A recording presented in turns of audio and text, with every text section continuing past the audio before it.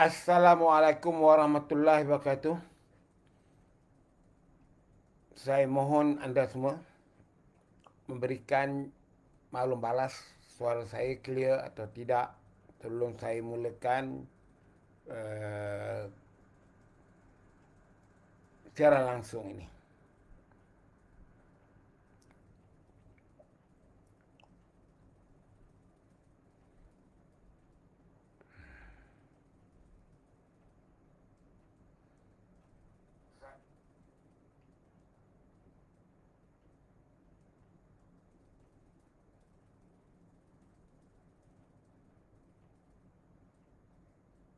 Saya mohon anda semua memberikan maklum balas suara secara.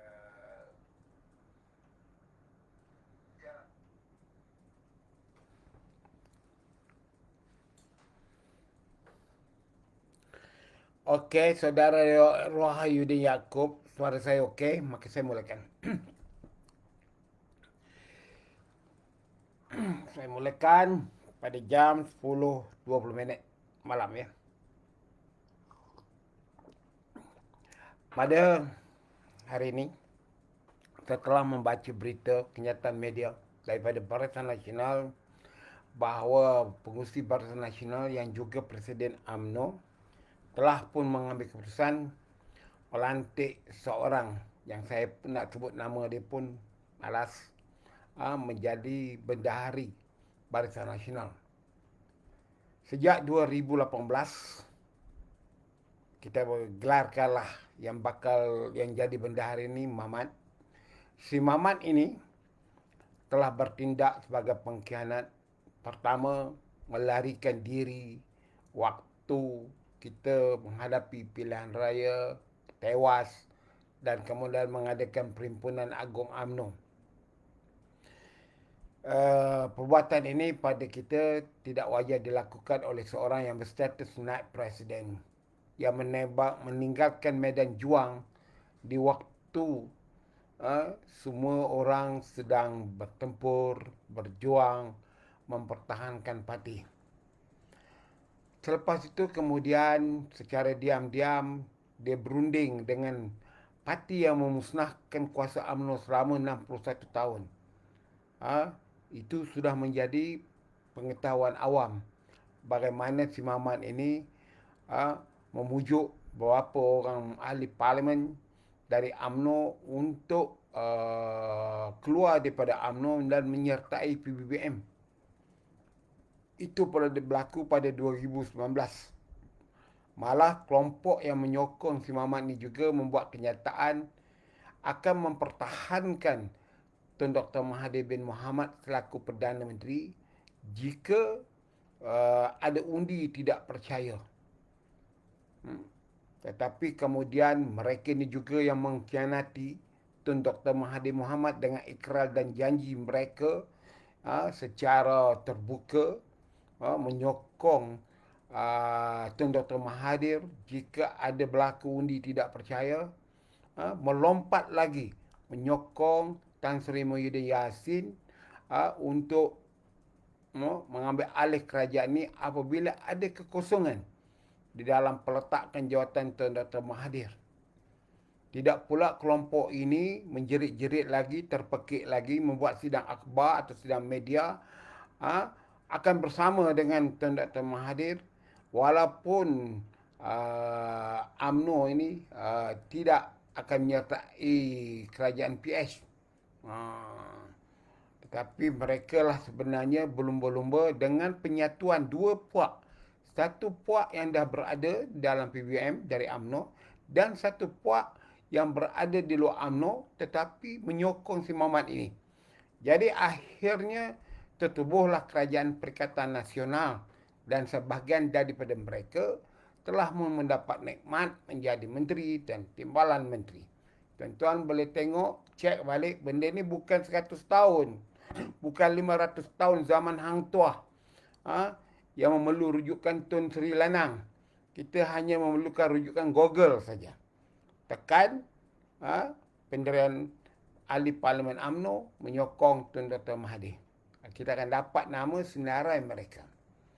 Jadi Mamat ni sampai kesudahan ini tidak pernah sama sekali give up, putus asa untuk memusnahkan UMNO dari dalam. Dengan cara uh, membuat tindakan luar daripada segi kepentingan parti. Saya marah ini kerana si Mamat ini telah membuat satu kenyataan yang memperli Presiden UMNO berdasarkan surat yang kononnya keluar daripada pejabat Presiden dan diedarkan kepada Datuk Seri Anwar Ibrahim dan ke Istana Negara. Akhirnya sekarang barulah terbukti sebenarnya surat itu memang benar dikeluarkan oleh Dr. Ahmad Zaid Amidi. Saya ulangkan lagi. Surat yang beredar yang menyebut ditangani oleh Dr. Ahmad Zaid Amidi dan juga Datuk Seri Najib Razak terhadap sokongan UMNO kepada Anwar Ibrahim untuk jadi Perdana Menteri itu adalah benar. Kenapa bukti benarnya? Di mana? Benarnya apabila si Mamat ini membuat tulisan atau menaikkan cerita surat itu. Wahal si Mamat ini dengan Dr. Ahmad Zahid Amidi macam abang adik. Berpeluk, selalu kita tengok gambarnya di dalam media sosial, berjumpa dan sebagainya. Tiba-tiba si Mamat ini buat kenyataan di dalam media sosial mengatakan bahawa dia tidak bersetuju dengan surat itu. Iaitu antara ayatnya yes no Anwar no DAP. Jadi surat ini sebenarnya kamu baru disimbah air tai oleh si Mamat ni kepada Ahmad Zaid Amidi. Tiba-tiba Ahmad Zaid Amidi lantik dia jadi pengurus, jadi bendahari Barisan Nasional. Di mana otak pemikiran Dr. Ahmad Zaid Amidi ini? Baru, bukan semula dua. Baru 2-3 minggu dia keluar. Si Mamat ni buat kenyataan terhadap surat itu. Wahal patutnya si Mamat ni boleh telefon, tanya dengan Presiden UMNO Dr. Ahmad Zaid Amidi. Seorang OKT, orang kena tuduh yang belum ditarik lagi dari mahkamah kerana kes-kes Yayasan Akal Budinya. Boleh melantik dia jadi bendahari Barisan Nasional. Cuba tuan-tuan fikir. Apa yang sebenarnya yang tersirat kepada Dr. Ahmad Zaid Amidi ini? Saya banyak kali menyokong dia. Ada satu soalan. Kenapa dia masa mula-mula itu saudara Zahrin tidak bertindak demikian, menarik balik sokongan dia? Sebab pertama ialah kerana kita melihat bahawa dalam masa semasa dalam waktu yang sama Datuk Najib kena dakwa mahkamah, kemudian tu Presiden didakwa di mahkamah. Dari itu saya melihat cara bentuk yang dilakukan oleh kader-kader parti Perikat Parti Keadilan Rakyat. Jadi PKR ni pernah menghadapi benda yang sama yang dihadapi oleh UMNO. Presidennya didakwa kerana motif politik, kerana meliwat, menyalahgunakan kuasa. Pertama, kes menyalahgunakan kuasa di bawah Akta SPRM. Kedua, kerana adanya kes melewat seorang pembantu dia. Dalam dua kes ni, ada tidak anggota kader parti Pakatan Rakyat tidak menyokong Anwar Ibrahim? Semuanya menyokong. Jadi dari itu saya mengambil pendekatan tidak menghentam presiden saya dan bekas presiden saya. Kerana pada saya melihat bahawa wajar patutnya UMNO ini bertindak seperti kader-kader PKR waktu presidennya Datuk Seri Anwar Ibrahim menghadapi kes motif politik ini. Tetapi saya seorang tak mungkin. Sebab saya lihat sakit hati marah saya dengan Datuk Seri Najib Tun Razak. Dan ini telah pun diceritakan di mahkamah bahawa beliau belanja berjuta-juta wang, sama ada wang apa kita tak tahu, kepada cyber trooper dia. Dari itu mereka yang mendapat nikmat peluang wang tunai dan sebagainya daripada Datuk Najib ke Rosmah Mansur ke, patutlah wajar mempertahankan mereka. Kenapa pula saya yang tak dapat apa-apa ni, saya nak kena mempertahankan Najib Razak dan juga Barisan Pemimpin UMNO? Baik saya diam. Saya buat kerja saya sebagai cyber trooper, mempertahankan parti saya. Jadi apa yang saya nak katakan, seperti yang katakan oleh saudara Zainuddin Muhammad Amrani, kenapa marah sangat dengan Presiden UMNO? Mahu saya tidak marah. Sebab Presiden saya sudah tidak ada maruah diri. Tidak ada lagi jati diri. Dia seolah-olah sekarang membawa pengkhianat masuk balik di dalam kandang UMNO. Menggigit lagi. Apa bendanya ni? Yang berlaku. Dengan semudah itu. Presiden UMNO melantik seorang yang bapa dia pengkhianat, yang datuk dia pengkhianat, dan dia meneruskan pengkhianatan itu sekarang di dalam UMNO dengan fakta yang saya bagi tadi. Di kalangan kami di dalam komuniti UMNO ni tahu apa yang sebenarnya si Mamat ni buat. Memang ada gambar dengan gambar-gambar kabar anginnya. Konon Dr. Ahmad Zahar Hamidi meminta kepada Muhyiddin menggugurkan menteri yang tidak dicadangkan oleh UMNO kerana terdapat 4 orang yang dicadangkan untuk digugurkan kerana tidak dicadangkan sebagai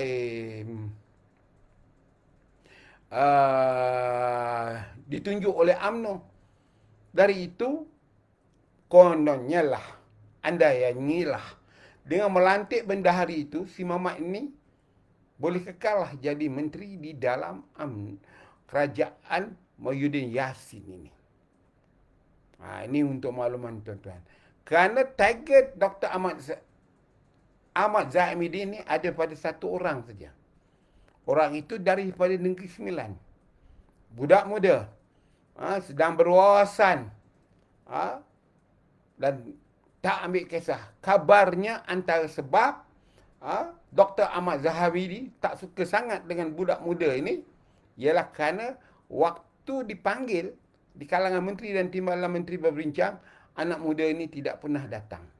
Kerana anak muda ini tidak dilantik atau ditunjuk oleh UMNO. Dari itu, mungkin dia berpendapat tak perlulah datang ke majlis-majlis ataupun mesyuarat-mesyuarat UMNO selaku seorang menteri yang dikumpulkan untuk mendapat penjelasan. Jadi inilah dia tuan-tuan dan puan-puan yang menyebabkan saya menarik sokongan. Tadi pun ada kawan-kawan pujuk, fikir dulu ini semua, saya tidak. Parti saya adalah penting. Saya berpegang kepada prinsip parti saya adalah penting, saya tidak penting. Kalau saya menjadi ancaman kepada parti UMNO, silakan. Buat saya macam Lokman Adam, tidak ada diberi hak untuk menjawab, hanya pecat saya di dalam UMNO. Kalau saya pecat dalam UMNO, Jawa Ponorogo ini akan saya takkan lagi. Sejarah saya, apabila saya melawan, saya akan menang. Itu sejarah saya. Dulu, saya beritahu dengan orang Tun Abdullah Ahmad Badawi, masa Perdana Menteri, jangan bagi saya ruang untuk menyerang dengan kekuatan yang besar. Walaupun saya seorang diri. Dengan terma saya, terma yang mudah, kerajaan 3 beranak, hanya 208, Barisan Nasional hilang majoriti. 2/3. Bukan saya memaksa, saya tidak ada jawatan. Yang memaksa untuk letak jawatan ialah menteri-menteri mereka. Iaitu menteri yang dilantik oleh Tun Abdullah Haji Ahmad Badawi. Antaranya ialah Muhyiddin Yassin yang berucap di Singapura dengan UMNO ada 140 kursi meminta Tun Abdullah Ahmad Badawi meletakkan jawatan. Pada tahun 2012, apabila saya diserang habis-habisan oleh cyber trooper yang dibayar oleh Najib Razak iaitu Mike KMU, saya terus melawan non-stop. Saya tidak pernah berhenti. Jadi, saya pun teruslah berjuang. Dengan serangan saya, dengan itu bertambah lagi dengan keangkuhan Najib Razak juga, tak pernah nak panggil saya. Secara berdepan, terangkan kepada saya. Wahal saya pernah pertama dengan Tun Razak, Perdana Menteri yang meninggal dunia 1976. Pada tahun 1975, saya dipanggil menghadap Tun Razak kerana berapa isu politik, iaitu isu saya berkeras untuk tidak menarik diri daripada saman yang dilakukan oleh almarhum Sari Ahmad masa itu, 1975. Saksi hidup saya ialah Tan Sri Syahril Abdul Samad. Akhirnya Tun Razak bersetuju untuk saya berdamai dalam isu ini pada tahun 75. Ini untuk makluman tuan-tuan. Kemudian Tun Hussein, walaupun tidak secara berseorangan, tetapi kita pernah dipanggil 2-3 kali. Sama ada di rumahnya di Bukit Tungku ataupun di ibu pejabat UMNO untuk berdepan dengan almarhum Tun Hussein dalam isu Datuk Harun. Kemudian saya berperang beberapa kali berbeza pendapat, malah menyerang kerana saya berpihak kepada Tengku Razali, kepada Dr. Mahathir. Walaupun Dr. Mahathir tidak pernah memanggil saya secara personal, tapi sebaliknya menggunakan sosial politik. Berapa orang sosial politiknya yang paling rapat dengan saya, yang selalu meredakan kemarahan saya, sudah pun almarhum, iaitu Tan Sri Abdul Aziz Samsudin. Dan apabila keadaan dengan Tun Abdullah Ahmad Badawi, dia kawan saya. Saya ketua penerangan beliau 4B 1972-73. Dia pengarah beliau yang pertama selepas Maghrad. Cik Lah atau kemudian Pak Lah ini, pejabatnya tu dekat bangunan Nico Hotel. Sekarang ni panggil Nico Hotel ke International apa ke.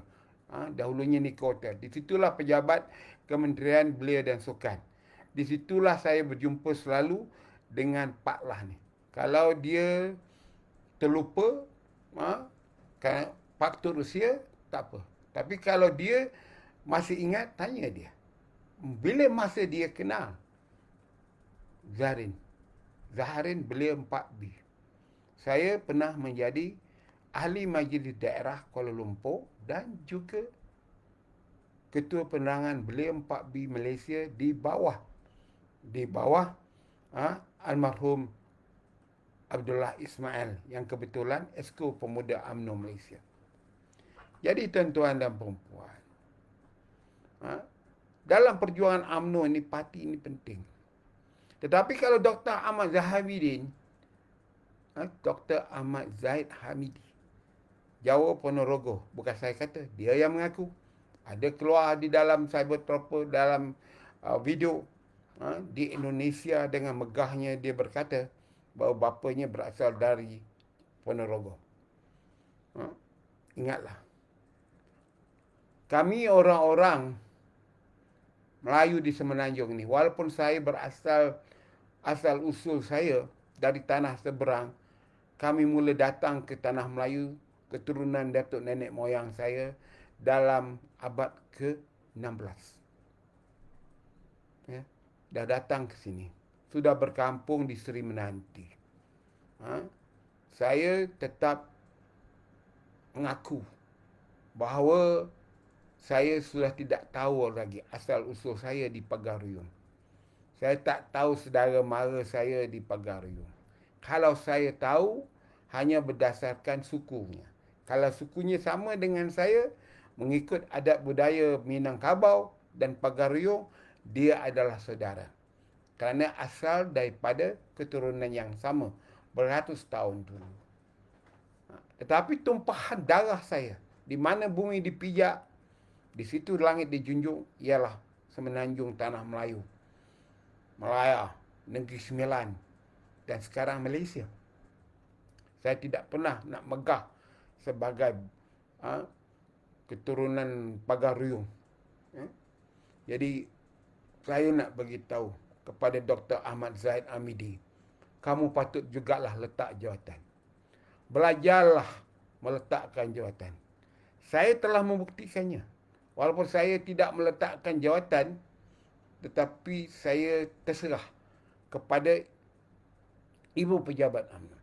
Waktu saya didakwa di mahkamah kerana kes Suruhanjaya Komunikasi SKMM 533, apabila seorang puteri UMNO, kabarnya seorang janda, membuat laporan polis, saya didakwa. Waktu itu yang jadi menteri ialah kawan saya. Waktu saya berkenal dengan bapa dia, dia masih berseluar pendek lagi, iaitu Datuk Seri Saleh Said Krob. Tidak sekali pun saya minta dia membantu saya, menolong saya untuk tarik balik kes saya. Saya lawan habis-habisan. Lepas itu di atas nasihat kawan-kawan, peguam-peguam saya, dan kemudian perundingan saya dengan pihak pendakwa raya, yang mana pada awalnya memang memberikan saya satu kompromi mengaku salah dan denda 5,000. Tetapi setelah bicara nak dimulakan, kan saya bosan turun naik mahkamah, maka saya mengaku salah. Jadi saya didenda RM7,000 dan kes saya dah selesai. Pasport saya dah dapat dan saya kalau banyak benda. Jadi tuan-tuan dan puan, ini penjelasan saya. Saya memang terguris hati. Bagi saya sekarang ini, sama ada si Mamat itu, Dr. Ahmad Zahid Amidi, memang seorang pengkhianat dalam parti. Pentingkan diri, mustahakkan diri. Ini kenyataan saya. Saya tak boleh kata apa-apa. Saya tidak terikat dengan apa-apa kontrak dan projek waktu dia berkuasa.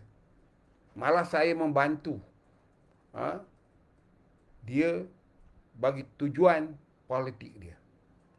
Kalau saya tidak membantu, saya ada beberapa dokumen terhadap projek-projek di Kementerian Dalam Negeri yang telah di-hijack oleh dia. Itu tak payahlah disebut. Nanti kalau saya bagi balik fail ini kepada pihak SPRM, nanti kena lagi, turun naik mahkamah lagi. Jadi masalahnya dulu saya diamkan. Kenapa UMNO double standard? Zaman berzaman yang saya masuk terlibat dalam UMNO ni, barang siapa ada kes mahkamah, kena letak jawatan atau bercuti dari jawatan. Ini kenapa nak jawatan? Bila kita ni seorang pemimpin yang luka, tentulah kita terasa takut. Apa takut orang seorang pejuang? Saya dah sebut hari itu. Apa salahnya kalau masuk penjara? Tetapi apa dia? Kalau kita tengok apa yang diperkatakan sekarang, seolah-olah Dr. Ahmad Zahid Amidi ni macam Robin Hood. Saya baca buku Robin Hood tu bahasa Inggeris pada tahun 64 dalam darjah 5. Warna hijau buku saya tu. Kisah Robin Hood itu. Itulah buku yang kena baca di depan kawan-kawan, kisah Robin Hood. Sedikit sebanyak kisah Robin Hood itu saya dah tahu waktu saya berusia dalam usia 10 ke 11 tahun. Kerja dia ialah pergi merompak, pergi menyamun, mencuri untuk nak bantu rakyat miskin. Adakah kesiasan akal budi itu terima duit sana, duit sini sama dengan kita ini sebagai Robin Hood? Terserah. Saya nak cakap terus terang. No compromise. Biarlah saya satu orang. Biarlah saya dikutuk, dihina dan sebagainya. Kebenaran akan datang. Waktu saya buat kenyataan di Jakarta, kepala booth Najib Razak, semua orang menyerang saya. Macam-macam gelaran diberi. Mr. Jue salam balik tiang. Akhirnya betul atau tidak, UMNO kalah dalam pilihan raya. Kerana apa? Kerana sikap angkuh, sombong pemimpin UMNO, tak mau berunding, tak mau dengar pandangan. Apa salahnya? Macam saya. Saya itu sebab kadang-kadang saya ada tulis, ada yang tak tulis.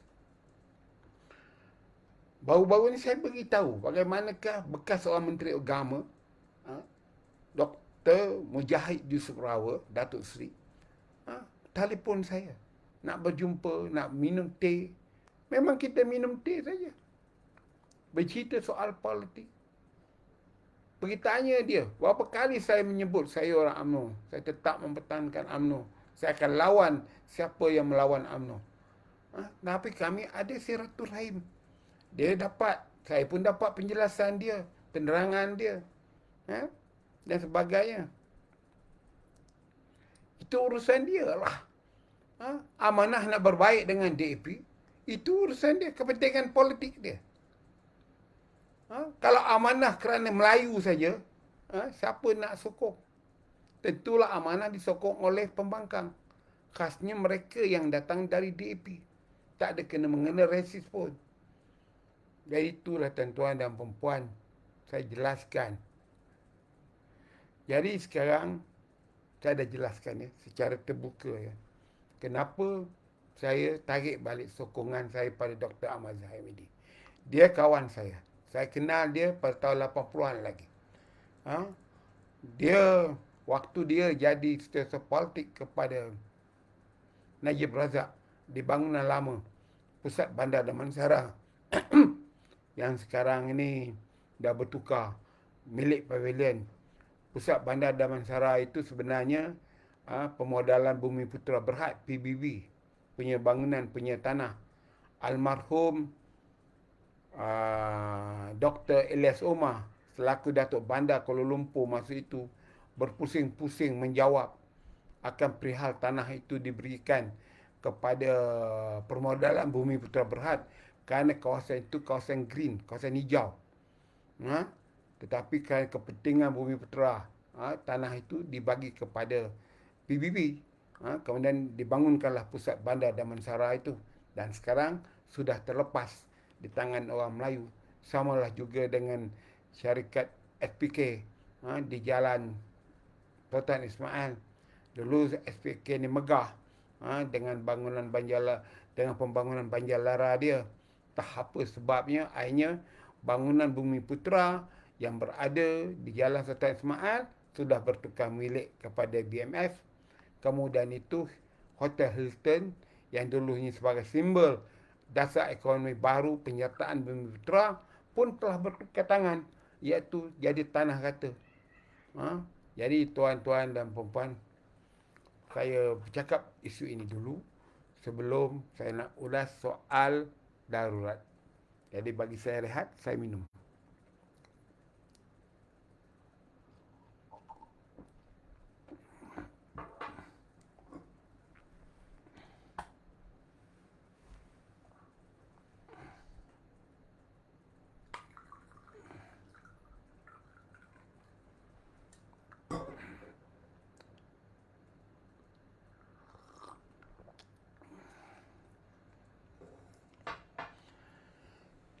Saya anak yang dilahirkan di waktu darurat 1952. Darurat 48 tahun 60. Saya ada pengalaman susah senangnya di zaman darurat. Dalam usia saya 4 tahun, almarhum ibu saya menyertai polis khas. Bukan SC, iaitu SC. Dan bertugas di beberapa tempat di kawasan Kuala Pilah. Air Mawang, Johor, Dangi dan sebagainya. Dan saya sebagai anak yang kecil, yang bongsu, yang tak dapat ditumpangkan oleh apa, kerana ibu saya bercerai dengan bapa saya, sebaik saja saya lahir. Dari itu, walaupun berumur 4-5 tahun, masih lagi saya ingat akan susah senangnya darurat. Bagaimana kehidupan masa itu. Dan sebagainya. Dan kemudian saya bertuah dalam melalui usia ini, saya dapat menghadapi zaman darurat yang sebenarnya. Pertama, darurat di zaman konfrontasi. Saya masih sekolah, tetapi darurat itu berlalu. Kerana Kuala Lumpur tidak ada kesan, maka saya tidak terasa daruratnya. Darurat yang saya terkesan betul ialah darurat Mei 13. Darurat yang kemudian ini dikenali sebagai Mageran. Yang berusia tak lebih daripada 2 tahun. Mageran berlaku antara tahun 69 hingga September tahun 71. Maknanya tak lebih daripada 2 tahun. Hari ini kita dikejutkan. Satu keadaan yang mana bagi mereka yang tidak ada pengalaman, tidak ada pengetahuan akan tindakan politik untuk emergensikan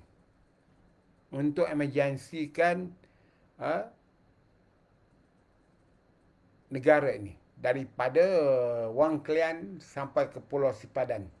Itu wilayah Malaysia. Jadi dengan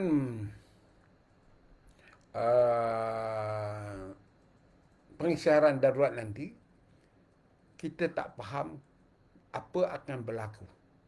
Kerana istilah pertamanya ialah apabila darurat itu berlaku, ada dua pilihan. Di waktu darurat zaman British, parlimen belum ada.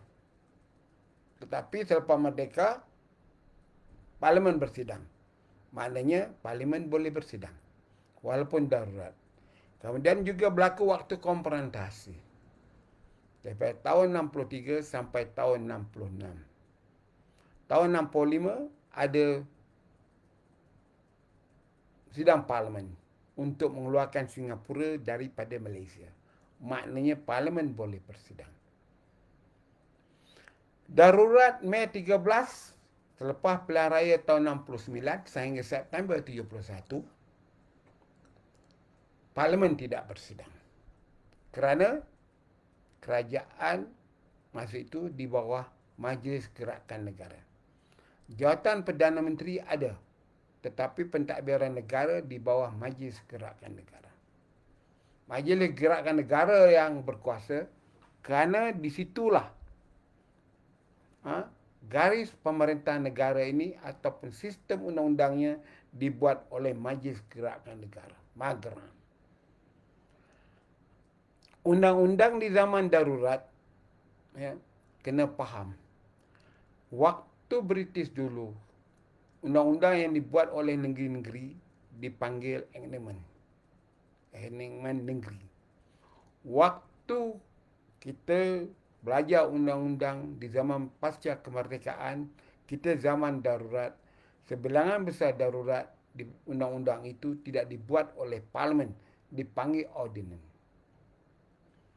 Dan tahun 69 ke 71 pun tidak ada undang-undang dibuat di parlimen, tetapi undang-undang dibuat oleh ordinance yang dipersetujui oleh pihak Majlis Gerakan Negara. Dari itu, pengisyarahan darurat yang akan berlaku ini bentuk yang mana? Ini bukan bentuk darurat bencana. Kerana jerbu, kerana GE, kita pernah membuat darurat bencana yang fokus kepada daerah dan kawasan tertentu. Tetapi kalau kita lihat yang berlaku ini, Ini bukan darurat bencana. Negara nak didaruratkan oleh Perdana Menteri Muhyiddin Yassin. Di bawah artikel 150. Di bawah artikel 150 tidak ada menyebut darurat ini atas cadangan Perdana Menteri. 150 hanya menyebut yang di Pertuan Agong. Tetapi kita tidak tahu kerana kita bukan pakar perlembagaan dan pakar undang-undang. Mungkin pengesaran darurat itu terpakai dalam pasal yang lain yang di Pertuan Agong mesti bertindak mengikut nasihat. Jadi nasihatnya sekarang ialah Malaysia ini diisytiharkan darurat daripada Wang Keliang di Perlis sampai kepada Pulau Sipadan di Sabah. Soalnya sekarang, kenapakah Tan Sri Muhyiddin selaku Perdana Menteri tidak mahu bertanggungjawab? Tidak mahu mengambil risiko keputusan sendiri. Sebaliknya, memanggil mesyuarat kabinet. Ke mesyuarat kabinet ada menteri dari UMNO. Adakah perkara ini sudah diputuskan sebagai dasar dipersetujui oleh UMNO? Atau seorang ahli parlimen dan kemudian dilantik menjadi menteri independen, bebas daripada bertanya dengan parti. Boleh setuju atau tidak setuju cadangan oleh Perdana Menteri daripada parti PBBM untuk mengisytiharkan Malaysia darurat. Ini yang tuan-tuan semua tidak memahaminya. Jadi, kita kena bertanya. Adakah benda inikah yang dikatakan berhenti dahulu gencatan senjata? Bagi membolehkan UMNO memberikan sokongan kepada darurat ni. Dari itu tidak adil juga bagi kita untuk nak menyalahkan Tan Sri Muhyiddin seorang-seorang. UMNO juga patut disalahkan. Suara akar UMNO juga perlu, akar umbi UMNO juga perlu didengar oleh pemimpin UMNO. Jadi kesimpulannya bahawa UMNO juga bersetuju pengisytiharan darurat ini. Bila pengisytiharan darurat ini, formatnya kita belum tahu. Adakah akan wujud Majlis Gerakan Negara? Adakah Parlimen tidak berfungsi? Ataupun Duli Yang Maha Mulia Seri Paduka Baginda yang di Pertuan Agong telah memperkenankan proklamasi atau pengisytiharan kepada darurat ini, ataupun Muhyiddin bawa balik ke Parlimen untuk bersetuju belah bagi mengisytiharkan darurat kepada negara ini. Jadi, dengan tidak ada semua itu, menjadikan rakyat celaru. Rakyat kelang kabut dengan keadaan pandemik COVID-19 ini. Dengan keadaan ekonomi tak menentu. Dengan PKP, dengan larangan tidak boleh bekerja. Kena balik ke rumah. Dengan 21 juta mengikut data KWSP. Sudah tidak mencarum lagi. Maknanya sudah dibuang kerja. Tiba-tiba kita nak buat darurat negara ini. Hanya kepentingan siapa ini? Kepentingan kapitalis dan sebagainya. Inilah yang menjadi isu terhadap keputusan ini untuk mengisytiharkan Malaysia sebuah negara darurat. Kalau sekadar nak mengisytiharkan darurat bencana, tak payahlah. Kata orang Negeri Sembilan ni, bololah ke Pahang, ke Kuantan. Tahu bololah? Bololah ni lebih kurang koja lah. Kejar. Bololah dia ke Pahang, ke Kuantan. Jumpa tuanku yang di Pertuan Agong. Kemudian tak ada apa kenyataan pun. Jadi, degup jantung rakyat sekarang ini tinggi.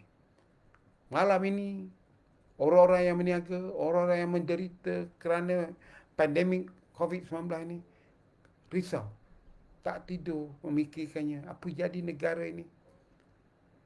Kemudian itu pula ha,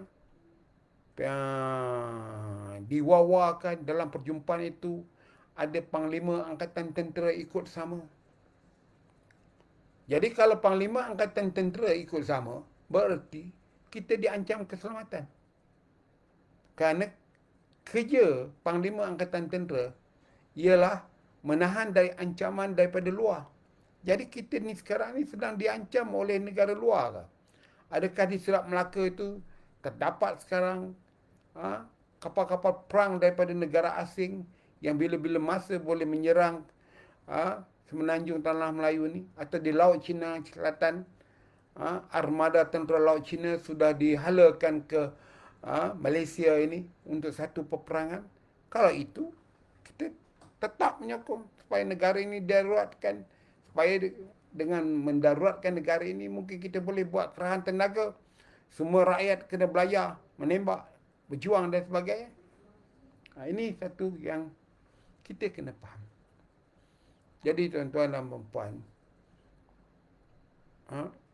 besok kita tahu sama ada kita duduk di dalam sebuah negara yang demokrasi, yang mana rakyat diberi hak untuk memberikan pandangan suaranya, atau kita duduk dalam sebuah negara diktator, kuku besi, yang dikawal oleh undang-undang. Tak boleh itu, tak boleh ini. Dan adakah akan berlaku pembuatan undang-undang selepas diisytiharkan darurat nanti, akan ditangkap secara besaran-besaran rakyat yang telah disenaraikan sebagai ancaman kepada kepentingan politik. Kena terimalah. Kena terimalah kalau itu berlaku. Tidak bolehlah kita elakkan, kerana ini adalah masa dan ketika rakyat akan digunakan sebaik mungkin untuk kepentingan politik.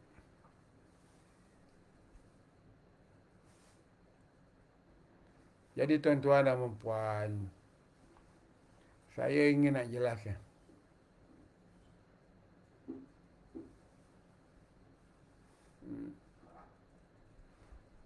Supaya kita semua reda lah. Tak boleh buat apa-apa. Kita reda macam rakyat negeri Selangor. Rakyat negeri Selangor, dia reda, tak ada air. 2008, air tak ada dah. UMNO tidak memerintah Selangor. Sejak tahun 2008 hingga sekarang, air menjadi masalah di Selangor. 2013, Pilihan Raya, menang lagi Parti Pakatan Rakyat. Lepas itu, Pilihan Raya 2018, menang lagi Pakatan Harapan. Jadi, kita ambil lah semangat rakyat Selangor ni yang reda semua itu. Biarlah tak ada air, tapi perjuangan kena diteruskan. Sokongan kepada pembangkang kena diteruskan. Apa ada dengan air? Wahal sebenarnya senang ya. Air di Selangor ni sebenarnya dah cuba diselesaikan oleh Kerajaan Barisan Nasional waktu 2008 sebelumnya. Iaitu untuk merancang projek Langat 2. Iaitu ambil air dari Pahang. Sudah pun dikeluarkan tender, sudah pun dibuat salurannya, melepasi sempadan Pahang ke orang. Kemudian itu, air ini nampaknya menguntungkan politik di Selangor, iaitu jika rakyat tidak bermasalah dengan air, tetap rakyat akan menyokong kerajaan yang ada. Maka Azmin Ali, waktu jadi Menteri Besar Selangor, berhelah dalam isu projek Langat 2 ini. Akhirnya projek itu sampai sekarang tidak terlaksana. Wahal jika ada pencemaran air di Selangor dan Wilayah Ketuan, air yang diambil daripada Pahang itulah sebagai pelan alternatif untuk disalurkan bagi mengurangkan risiko tidak ada air di Selangor dan di wilayah sekitar. Jadi tuan-tuan, tak ada siapa pun nak sebut nama Azmi ni dalam isu air ni. Sebab mereka tak tahu. Jadi maafkan mereka. Jadi tuan-tuan, hampir 1 jam saya bercakap. Saya cuba tengok yang mana alasan apa komen-komen yang saya boleh jawab ya. Ada 2 isu saja malam ni saya bercakap.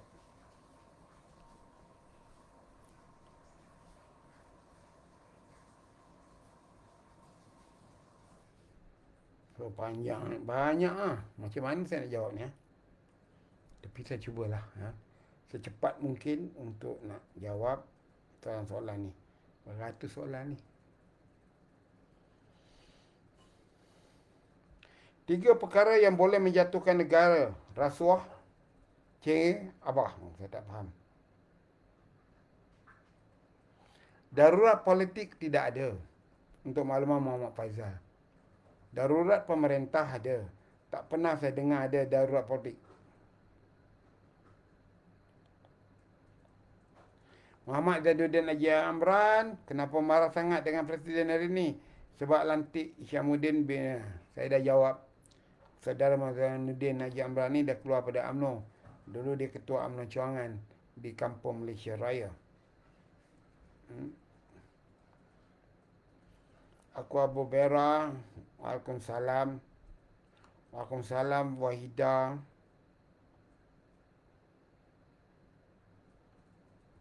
Rahyuddin Yaakob, saya dah menjawabnya. Okey.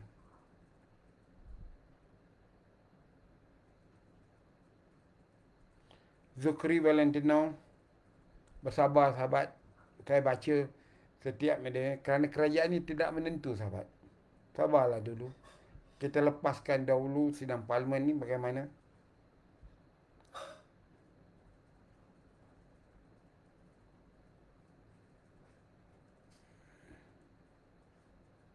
Terima kasih. Ampang clear, Terengganu clear. Zal Fazli Zainal, Waalaikumsalam.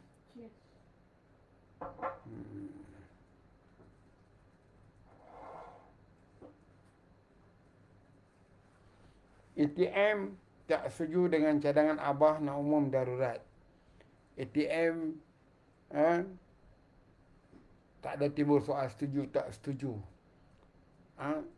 Dia punya tindakan akur, taat dan setia. Jadi tak timbul, jangan kata ATM tak setuju dengan cadangan. Dia bukan kerajaan. Dia menjalankan tugas dia. Kalau darurat, ini peranan dia.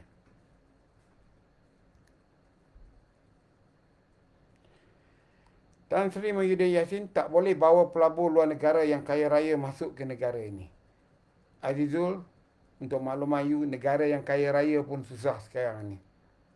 Kita buat dulu produk dalam negeri kita untuk tujuan ekspor.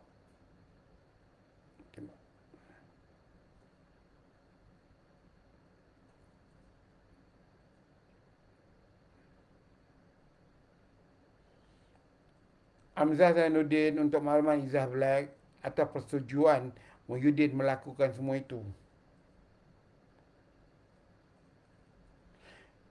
Ras, apa perhitungan UMNO ketika ini? Kalau Presiden UMNO macam itu perangai dia, anda sendirilah buat tahu. Jadi kita tengok ni.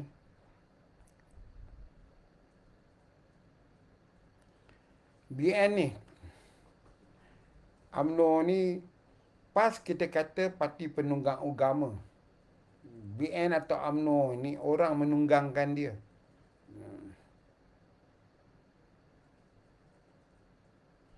Hari Zakaria, terima kasih.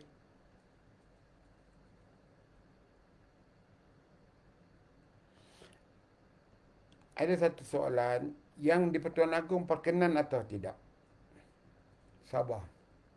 Yang di Pertuan Agong memang tidak akan dapat membuat keputusan spontan. Kerana seperti mana saya kata dalam isu ini, yang di-Pertuan Agong juga memerlukan kerja rumah, homework. Pertama, dia kena rujuk perlembagaan di bawah bidang kuasa dia untuk mengisytiharkan darurat. Kedua, dia kena bertanya dengan Peguam Negara, Ketua Hakim Negara, apa akan keadaan berlaku. Yang ketiga, dia bertanya dengan eksekutif, Panglima Angkatan Tentera, Ketua Polis Negara, Ketua Negara dan lain-lain anggota, penjawat awam. Dan keempat, dia berunding dengan Majlis Raja-Raja. Kerana yang di-Pertuan Agong itu, dia tidak bertindak solo. Dia bertindak bagi pihak Majlis Raja-Raja. Kalau perbuatannya bertentangan dengan inspirasi Majlis Raja-Raja, maka dia mungkin boleh dipecat.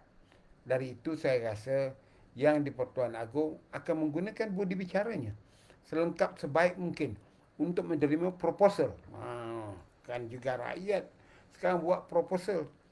Orang politik, Perdana Menteri kan buat proposal juga untuk mencadangkan darurat ini. Jadi, tuan-tuan dan puan, itu sajalah yang saya dapat cakap kerana lebih kurang 1 jam untuk malam ini, supaya tuan-tuan faham mindset saya. Dan malam ini saya bercakap 2 perkara saja. Pertama, saya menarik balik sokongan kepada Dr. Ahmad Zahid Hamidi. Saya tidak boleh terima pelantikan seorang pengkhianat di dalam hierarki parti, walaupun jauh di sana, Barisan Nasional, tetapi itu sama artinya membawa pengkhianat dalam kandang parti saya. Kami berjuang 2 tahun, tiba-tiba dengan senang hati dipenaikkan. Saya bukan pemakan dedak. Jadi kalau Dr. Ahmad Zahid Hamidi hendak bawa Isyamuddin, bawalah. Tetapi tangguhlah risikonya. Dengan itu saya beri sokongan kepada mana-mana pemimpin UMNO yang hendak menentang Dr. Ahmad Zahid Hamidi ini. Termasuk kumpulan-kumpulan kecil yang sedang bersepah ketidakpuasan hati kepada Dr. Ahmad Zahid. Kita harus mendesak Dr. Ahmad Zahid Hamidi letak kejahatan. Hadapi kes mahkamah ini. Kerana kes mahkamah kamu adalah lebih berat daripada Najib. Ini pendapat saya. Jangan kerana peribadi kamu jual maruah parti. Kamu jual parti dengan harga murah kerana kehendak kepentingan kamu. Kamu kena pentingkan parti. Belajarlah macam Datuk Harun Idris dulu. Semangat juang dia. Walaupun dia terbuang, tetapi sehingga hari ini dia masih terbilang. Itu kena ingat. Jadi keduanya ialah soal darurat. Darurat ini adalah plan alternatif yang mungkin baik dan mungkin tidak baik. Tetapi banyak tidak baiknya negara kita ni kalau diemergensikan. Maknanya apabila kita darurat, undang-undang tidak bergerak. Kena faham itu. Undang-undang tidak bergerak. Undang-undang akan bergerak berdasarkan kepada ordinan, keperluan dan sebagainya. Ini akan lagi menyusahkan rakyat apabila Bursa Saham Kuala Lumpur kita akan menjunam. Pusingan wang depa kita akan berkurangan. Orang tak nak berbaik untuk berniaga dengan kita. Akhirnya akan lahir ketidakpuasan hati kita. Ingat, dalam pandemik ini ada 2 kes yang menarik. Satu, di Thailand. Kita tidaklah sampai seperti Thailand untuk bangkit. Kerana kononnya kalau kita lakukan sesuatu itu, Melayu akan rugi. Jadi Melayu ini jadi akan alat. Begitu juga di keadaan di Indonesia. Undang-undang kerja mereka ditentang oleh ratusan ribu rakyat kerana banyak merugikannya. Dari itu kalau kita di Malaysia ni hidup bersatu padu, Melayu, Cina dan India, saya rasa kita boleh adakan demonstrasi setiap bulan. Tetapi kerana kita ini rasis, perkauman, kalau buat ini nanti Cina yang untung, buat ini Melayu yang untung, akhirnya berjalanlah sistem pemerintahan kita ini dengan cekaman kuku mereka yang berkuasa. Sekian. Assalamualaikum warahmatullahi wabarakatuh. Selamat malam, selamat beristirahat dan berholiday ujung minggu.